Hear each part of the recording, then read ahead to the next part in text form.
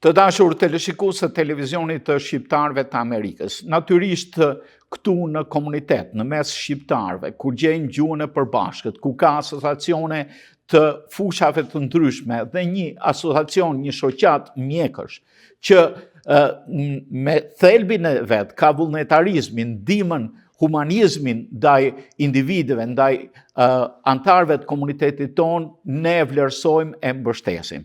Ko më parë, një javë më parë, besoj, është krijuar shoqata e mjekëve gastroenterolog, e cila bashkon mjek me origjinë nga Shqipëria dhe Kosova nën mbështetjen edhe e doktor Latifit, i cili është i mirënjohur, dhe natyrisht me një grupim mjekesh e mjekësh të ri. Kemi këtu doktoresh Zana Nikolën, e cila është kryetarja e kësaj shoqate. Doktore Zana, mirë se erdhe. Mirë se ju gjeta dhe shumë faleminderit për ftesën. Jam shumë e kënaqur që jam sot këtu. Unë me shumë kënaqësi pasi lexova në shtyp për krijimin e shoqatës suaj thash do të gjej dikë që të flas për këtë shoqatë sepse më intereson shumë fakti që komuniteti ynë ka individ të kulturuar tashmë në diasporë, të cilët mendojnë tashmë edhe të japin back, të japin mbrapsh komunitetet dhe diasporës. Dhe unë në këtë këndvështrim e kam parë edhe organizimin e shoqatës suaj. Por më tregoni disi më gjatë mbi nismën, mbi idenë edhe mbi synimin e shoqatës. Shumë faleminderit, edhe vërtet jam shumë e kënaqur që më kontaktove vetë mbasi pe lajmet, sepse vërtet është një gjë e rrallë që ne të krijojmë tashmë. Para 20-30 vjetësh ne ishim emigrant, por sot ka ardhur dita që ne krijojmë organizata shkencore, mjekësore. Unë kam mbaruar gastroenterologji, kam mbaruar fakultetin e mjekësisë personalisht dhe gastroenterologji në Universitetin e Tiranës. Dhe më pas kam ardhur në Shtetet Bashkuara të Amerikës me guxim, me vendosmëri, u bëra mjeke gastroenterologe këtu. Dhe mund të them se jam ndoshta gastroenterologe e parë femër shqiptare në Shtetet e Bashkuara të Amerikës. Me kalimin e viteve, kjo dëshirë për të krijuar një shoqatë për të mbledhur gjithë gastroenterologët shqiptarë në Amerikë, erdhi si një detyrë dhe si një dëshirë e brendshme që ne të bëjmë nisma të tilla shumë të mira. Dhe gjeta mbështetjen e shumë kolegëve të mi, gastroenterolog. Shumica e tyre është shumë interesante, janë brezi i dytë si thua. Shumica e tyre janë brez që kanë mbaruar shkollat, fakultetet e mjekësisë në Shtetet e Bashkuara të Amerikës. Por përsëri, ndoshta kanë ardhur të vegjël, në moshën 10 vjeçare, ndoshta më vonë, ata kanë dëshirë që të ruajnë lidhjet me Shqipërinë dhe të japin kontributin e tyre në komunitetin shqiptar në Amerikë, po jo vetëm. Sigurisht, ne duam të japim mbrapsht, duam të japim back në Shqipëri, në Kosovë, në Malenezi, në gjithë trojet shqiptare. Pra dhe nisma e shoqatës nisi thjesht si një grupim i thjesht i disa mjekëve gastroenterolog me dëshira shumë të thjeshta primare, por ndoshta edhe me plane shumë të gjata, afatgjata. Plani i parë dhe shumë i thjeshtë është thjesht që ne të bëjmë networking. Do me thënë, ne të bisedojmë me njëri tjetrin, të bashkëbisedojmë, të takohemi në konferencat e përbashkëta amerikane, po dhe në Europë. Dhe këtë bëm në Phoenix, Arizona, muajin e kaluar, ne patëm kongresin e përvitshëm të American College of Gastroenterology, dhe ne aty u takuam disa mjekë shqiptar gastroenterolog dhe ishte një kënaqësi e jashtëzakonshme të takonim njëri tjetrin, të ndanim eksperiencat dhe sigurisht të bënim plane afatgjata.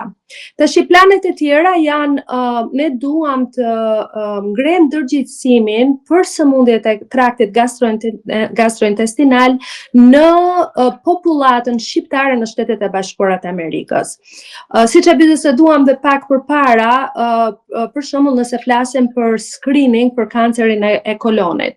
Ndonse ne si shqiptar kemi lëvizur nga Shqipëria dhe jetojmë në Amerikë, rreziqet duke u bazuar në ushqimet që ne marrim në Shtetet e Bashkuara të Amerikës janë tashmë pothuajse të njëjta si për amerikanët si dhe për shqiptarët që jetojnë në Amerikë. Dhe vetë amerikanët, për shembull, 50% e amerikanëve bëjnë screening, bëjnë depistimin për kancerin e kolonit. Aq më tepër ne shqiptarët që shpeshherë jemi kemi një mentalitet ndryshe, themi mos e ngacmo, nuk bëjmë screening të duhur. Pra, një nga qëllimet kryesore të shoqatës është që të ngrinë ndërgjegjësimin për shumë sëmundje të traktit gastrointestinal në popullatën tonë shqiptare në Shtetet e Bashkuara të Amerikës.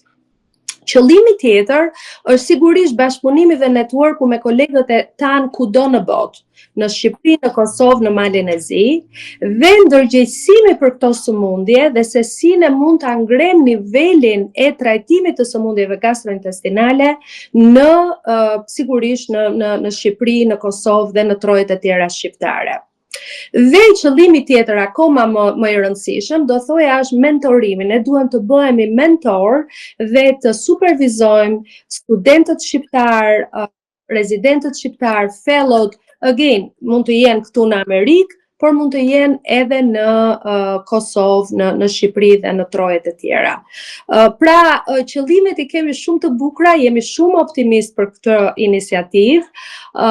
Kjo është një punë vullnetare, të cilët ne e bëjmë pas një qëllim fitimprurës, është thjesht sepse në momentet që ne tashmë jemi të stabilizuara me karrierat tona, në profesionet tona në Shtetet e Bashkuara dhe kemi arritur suksese në të gjitha fushat, qoftë të karrierës financiare, ne duam që të japim diçka mbrapsht, sepse jo të ngrem nivelin e kujdeses për shëndetin e traktit tretës kudo në botë, në Amerikë dhe kudo në botë. Nga pikpamja institucionale, nga pikpamja e emërtimit, ja sqaronin teleshikuesve, kush janë antarët e deri tanishëm, a është vështirë të gjesh specializantë të njëjtit specialitet edhe shqiptar brenda Shteteve të Bashkuara? Një pyetje më tepër që ka të bëjë me krijimin e shoqatës. Patjetër. Atëherë, shoqata quhet Albanian American Gastrointestinal Association.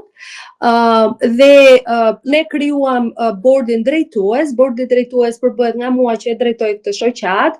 Zëvendës presidente është doktoresh Lidia Spaho, e cila praktikon në Chicago, në Northwestern University, një qendër e jashtëzakonshme klinike, sidomos në fushën e gastroenterologjisë. Kemi doktor Manol Jovanin, i cili për momentin është në Florida, dhe doktor Manol Jovani është një rast unik për mendimin tim, sepse ka mbaruar fakultetin e mjekësisë dhe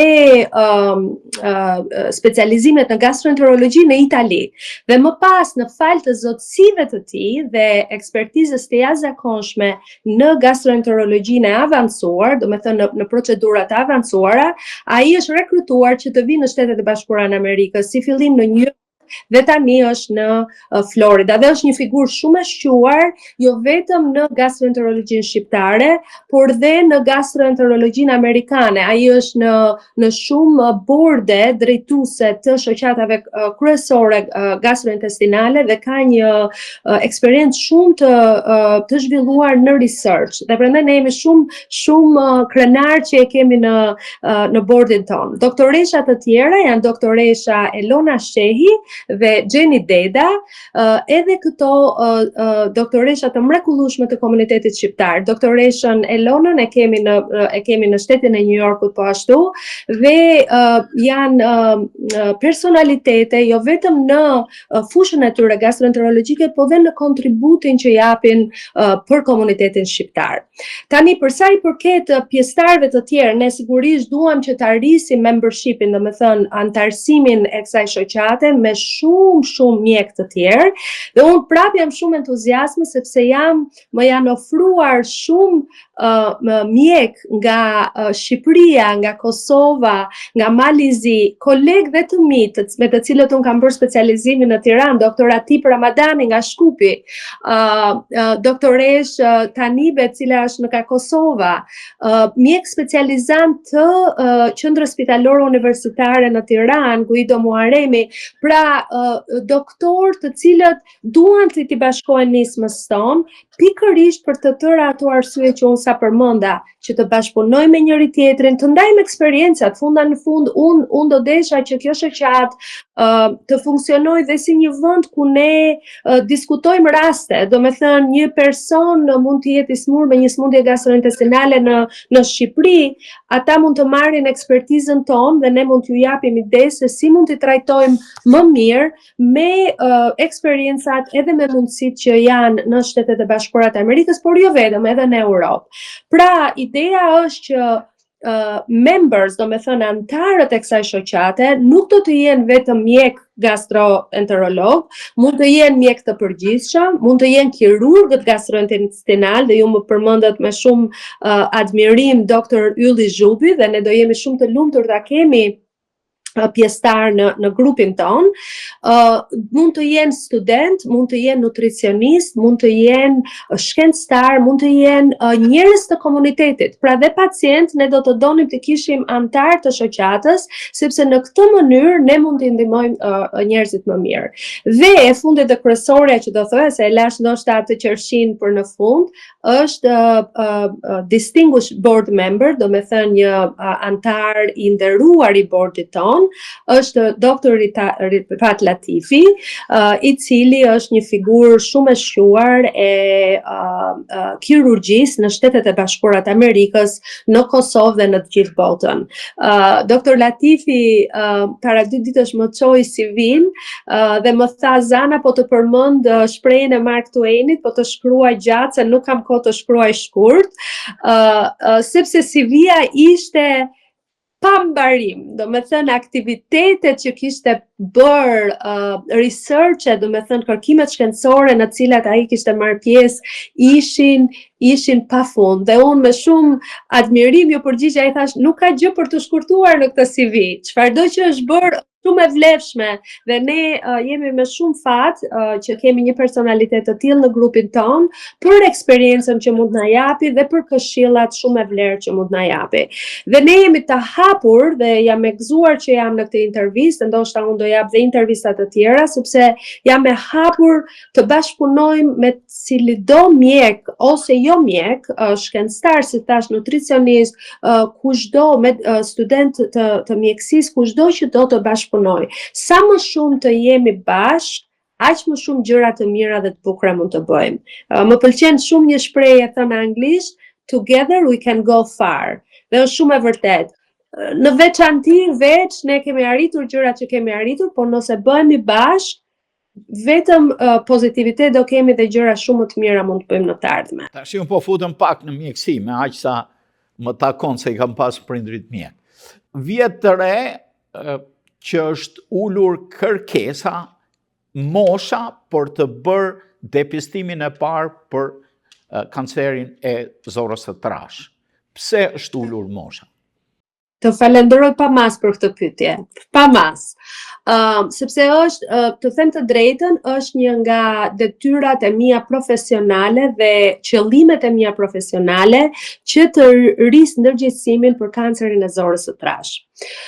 Tani në Shtetet e Bashkuara të Amerikës, depistimi fillon në moshën 45 vjeçare. Ka qenë gjithmonë mosha 50 vjeçare dhe në 2-3 vjetët e fundit, me konsensuset të shumë shoqatave që kujdesen për këtë gjë, mosha është ulur në moshën 45 vjeçare. Pse? Sepse është rritur shumë kanceri i zorrit të trashë në moshat e reja. Dhe kjo për mua është një alarm, ky për mua është një alarm global. Nuk është një alarm i Shtetet e Bashkuara të Amerikës, është një alarm global. Unë nga eksperienca ime personale, kam diagnostikuar një djalë të ri para 2-3 muajsh në moshën 24 vjeçare me kancer të zorrës së trashë. Do me thënë, për shumë vite, kanceri i kolonës ose i zorrës së trashë është menduar që është një kancer i moshave të vjetra, dekada e 5, e 6, e 7 e jetës. Përse ne tani po shohim një rritje kaq drastike në mosha kaq të reja? Do të thoja, kjo bazohet në shumë gjëra. Sigurisht ka disa faktorë që janë të pamodifikueshëm, të cilët ne nuk i ndrojmë dot. Faktorët genetik. Këto faktorë të padomodifikueshëm janë sigurisht gjenetika. Do me thënë, ka persona që kanë histori familjare të sëmundje të kancerit së kolonit, ata sigurisht janë me rrezik të rritur. Ka persona të cilat kanë sëmundje gjenetike, janë një sindrom që quhet sindroma Lynch, ku pjesëtar të ndryshëm të familjes kanë kancere të ndryshme, dhe jo vetëm të kolonit, por kancer mund të jetë kanceri i qafës mitrës, kanceri i ovareve, kanceri i brest, kanceri i gjirit, dhe këto sigurisht janë familje. Pra dihet që këto kanë një rrezik më të rritur, dhe sigurisht të disa sëmundje, si për shembull sëmundjet inflamatore të zorës, koliti ulqeroz dhe sëmundja Crohn, apo disa sëmundje të tjera ku quhen polipozat, sindromat polipoze të kolonit, ku këto persona kanë shumë polipe, mbi 100 polipe në një moshë shumë të re. Tash sigurisht këto janë një grup që ne jemi shumë të kujdesshëm dhe duhet të jemi të ndërgjegjshëm dhe sigurisht i kontrollojmë me shumë kujdes. Po pse pjesa tjetër? Atëherë pjesa tjetër mendoj që ka një rritje në kancerin e kolonit në të rinjt ditët e sotme, sepse janë faktorë që ne i ndeshim për ditë. Një nga këto faktorë kryesorë është obeziteti. Obeziteti, diabeti, sindromi metabolik, do me thënë sindromi metabolik janë persona të cilët kanë jo vetëm obezitet, kanë diabet, kanë hipertension. Është jeta sedentare e tmerrshme të cilët ne bëjmë, dhe kjo është shumë e parë në Amerikë, ne juve jeni në Michigan, unë jam në rrethinat e New Yorkut, ne udhtojmë me makinë, nuk lëvizim, pra këto në një farë mënyre janë faktorë dhe të modifikueshëm. Pra prandaj është i rëndësishëm ky ndërgjegjësim dhe kjo punë që ne po bëjmë për të ndërgjegjësuar njerëzit, sepse në qoftë se i modifikojmë këto faktorë, ne ulim rrezikun e kancerit të zorës së trashë në moshat e reja. Faktorë të tjera sigurisht alkooli dhe duhani. Lajmi i mirë është që në Amerikë duhani nuk pihet aq shumë, por lajmi i keq është që në Europë dhe në Shqipëri njerëzit pinë shumë duhan. Dhe sigurisht dietat me mish të kuq, me mishra të përpunuara, të cilat për mendimin tim nuk duhet ngrënë më shumë se 2 herë në javë, do me thënë duhet jemi shumë të kujdesshëm, dhe ajo që është më kryesorja është rritja në dietën tonë e ushqimeve të shëndetshme, siç janë frutat dhe zerzavatet, me ato ushqimet që kanë shumë vitaminë C, dhe vitamina D është një faktor mbrojtës. Pra, nëse ne ndërgjegjësojmë publikun dhe moshat e reja që të mundohemi të ulim obezitetin, të mundohemi të ulim jetën sedentare, të mundohemi të ham sa më shëndetshëm me fruta, zerzavate, peshk, pul dhe jo kaq shumë mish të kuq, të mundohemi të evitojmë alkoolin dhe duhanin. Për duhanin do thoja 44% risk për të rritur risk i kancerit të zorës në personat që pinë duhan. Është tmerrshme, është pothuajse 50%. Pra, nëse mundohemi të ulim të gjitha këto, mbase ne do ulim dhe rrezikun e kancerit të kolonit në moshat kaq të reja. Për djalin 24 vjeçar që unë diagnostikova, jam e lumtur sepse të paktën ai erdhi shumë shpejt, do me thënë në momentin që i filloi, dhe ndoshta do flas për disa shenja, cilat janë shenja që publiku të jetë i ndërgjegjshëm. Ai u diagnostikua shumë shpejt sepse erdhi shumë shpejt. Në moment që kishte një gjakredhje në feqe, erdhi, unë sigurisht për një javë kam bërë kolonoskopin, u diagnostikua, bëri kirurgjitë e sot është shumë mirë, me dhënë shlajm shumë i mirë, dhe prandaj ne duhet të bëjmë kujdes që të kemi kujdes çfarë ham, si ushqemi, si kemi stilin e jetës, mos kemi jetë sedentare, duhet të lëvizim, duhet të eliminojmë obezitetin, mos pim shumë duhan, mos pim alkool, dhe të kemi kujdes për simptomat. Dhe nëse do më lejoj, do të tregoja disa nga simptomat. Kjo do t'i shërbente shikuesve. Po, simptoma kryesore është gjakredhja, do me thënë në feqe ne do kemi një çik gjak. Tash problemi është pse jemi ngatruar gjithmonë. Deri para hemoroidet ndoshta? Po, pikërisht, se dhe deri para disa viteve në Shtetet e Bashkuara të Amerikës, çdo person i ri që kishte një çik gjakredhje, ke hemoroide, mos u shqetëso. por nuk është e vërtet. Në këtë moment, çdo person që ka një gjakërrjedhje duhet të bëjë një kolonoskopi, sepse kanceri nuk mund të ndodhi tek të tërë. Dhe sa më shpejt të diagnostikohet, aq më mirë është. Konstipacioni është një simptom tjetër që është shumë e rëndësishme, ndonjëherë dhimbje barku, insuficiencia e hekurit. Do me thënë, nëse personi, një djalë i ri ose një vajzë e re ka një mungesë të caktuar të hekurit në analizat e gjakut rutin, duhet të kemi shumë kujdes, duhet të kontaktoj një gastroenterolog që të bëhet kolonoskopia dhe të bëhen ekzaminimet e duhura që të kujdesemi që mos jetë kancer, sepse sa më shpejt të kapet kanceri, prognoza është fantastike. Do me thënë, nëse ne kapim kancerin në stadiet fillestarje, 90-95% në 5 vjet janë gjallë dhe janë shumë mirë. Një problem tjetër është që kam parë tashmë që bëhen ca teste të feqes në vend që të bëjnë kolonoskopi. A janë këto të mjaftueshme apo janë sa për të sinjalizuar? Çfarë mund të bëhet nëpërmjet këtyre kitit të testeve që të udhëzohen? Faleminderit për këtë pyetje dhe jam shumë e gëzuar që je shumë i informuar dhe po më bën pyetje shumë të sakta. Ne nuk e kemi përgatitur këtë intervistë. Patjetër. Atëherë, testi më i thjeshtë është feça okult gjak. Do me thënë që ti shkon tek mjeku primar dhe të jep një si letër të vogël, mund ta një zarf të vogël, aty mund të vesh çik feqen dhe kërkohet nëse ka gjak të fshehur. Një test pak më i avancuar dhe më i mirë në kuptimin se sa gjak mund të kapi është quhet FIT test dhe akoma më i avancuar është multi-target DNA test ose Cologuard test, i cili mat DNA, do me thënë ADN nga qelizat tumorale në feqe. Tashi dhe ky test është shumë i mirë për mendimin tim për personat që janë me risk mesatar. Nuk flasim për personat që kanë risk të lartë, sepse nëse të kujtohet nga pjesa e parë që folëm për disa persona që kishin risk të lartë, do me thënë historinë familjare, polipozat, gjenetikat e caktuara, ata persona nuk duhet të kenë këto teste. Ata persona duhet të bëjnë kolonoskopi. Kolonoskopia është testi më adekuat për ta, sepse janë me rrezik shumë të lartë. Me personat që janë në rrezik mesatar, do me thënë nuk kanë histori familjare, nuk kanë këto sëmundje të zorës, inflamatore të zorës, nuk kanë sindromat polipoze, pra një person që nuk ka asnjë simptom, mund të bëjë dhe testin Cologuard. Dhe Cologuard test është i mirë sepse në 35% të rasteve mund të diagnostikoj prezencën e gjakut ose prezencën e ADN-s nga polipet në feqen e pacientit dhe në këtë mënyrë nëse është pozitiv, neve duhet ta ndjekim me një kolonoskopi.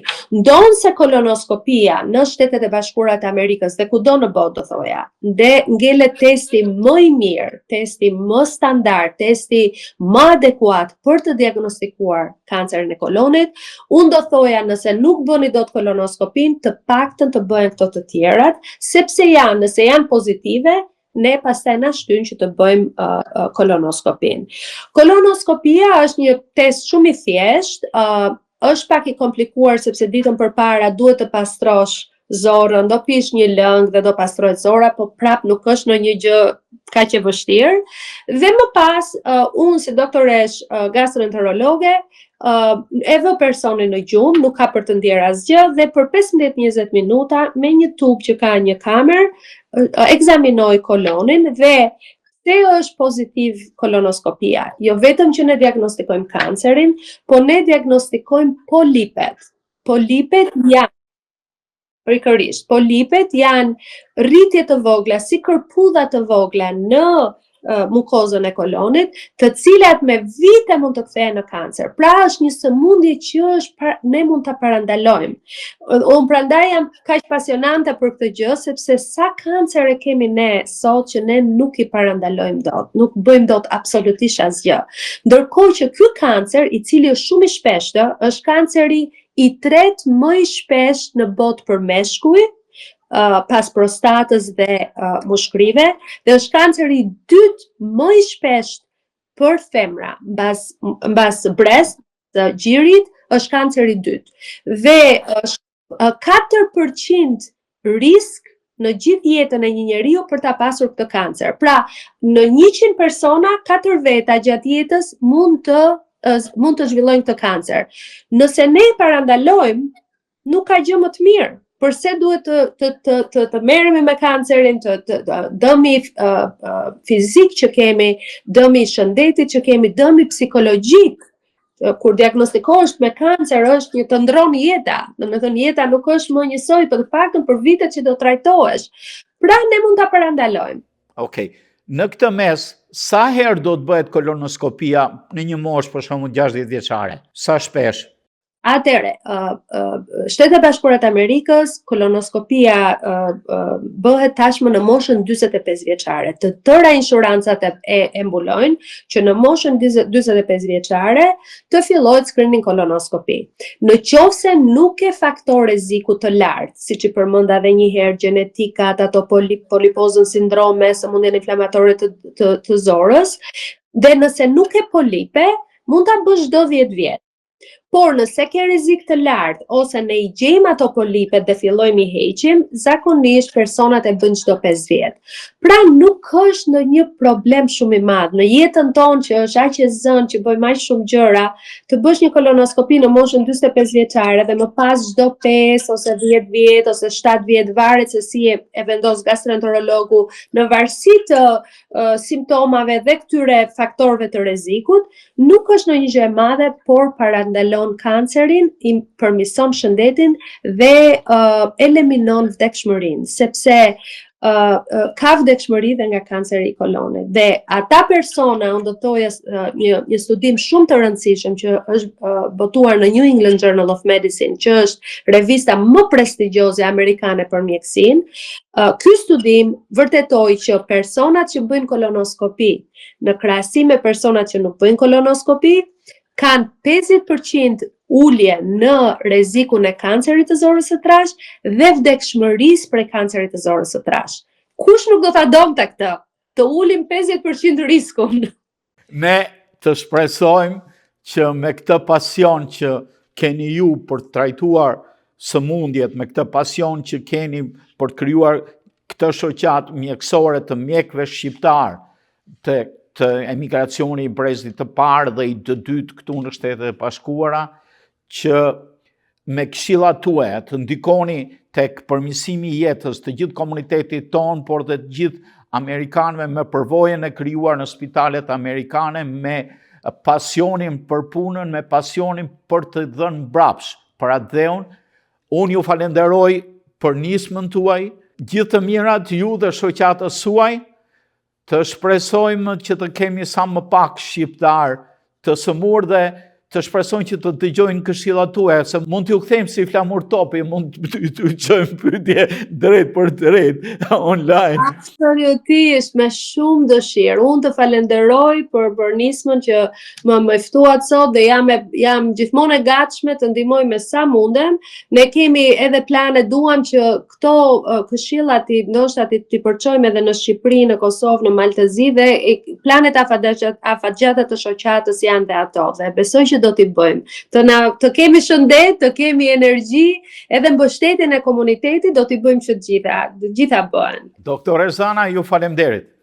Të falemderoj shumë pa mas. Gjithë të mira dhe suksese televizionit në këto nisma shumë të bukura. Dashur teleshikues të televizionit të shqiptarëve të Amerikës, ne këtu i dham fund të emisionit Argument. Kishim të ftuar doktoreshën Zana Nikola, nisma e saj dhe puna, pasioni që e pat dhe gjatë bisedës është një diçka që të gjithë mjekët shqiptare kanë, dhe lypset që mjekët shqiptarë të gjejnë si çdo profesionist tjetër të gjejnë grupimet e tyre edhe këtu në Shtetet e Bashkuara. Edhe një herë, ju faleminderit.